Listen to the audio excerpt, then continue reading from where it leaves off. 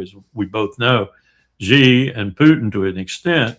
Putin's got his hands full now trying to do what Lavrov said he was going to do to Kyiv, put the fear of God in them and catch Zelensky and kill him. And at the same time, support Iran. So it's a little bit more difficult for him, but it ain't difficult for Xi, except that their philosophy is don't do anything to prevent the suicide, but don't do anything to get the suicide to disturb your own progress. That's a delicate march for China right now.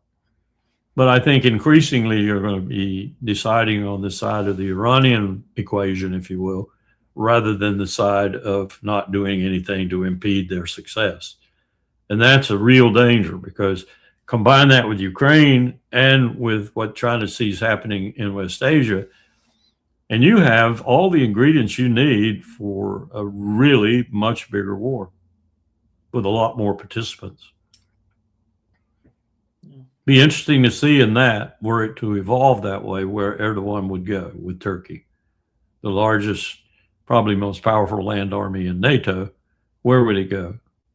Which way would it go? It's not going to be possible for him to stand on the sidelines anymore if this thing gets going in a big regional and then potentially threatening global way.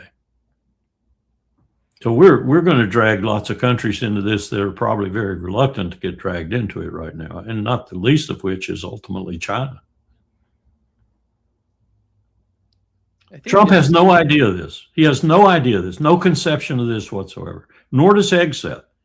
I'm not even sure General Kane does after listening to him. I'm not even sure he does. But there's got to be someone in the Pentagon.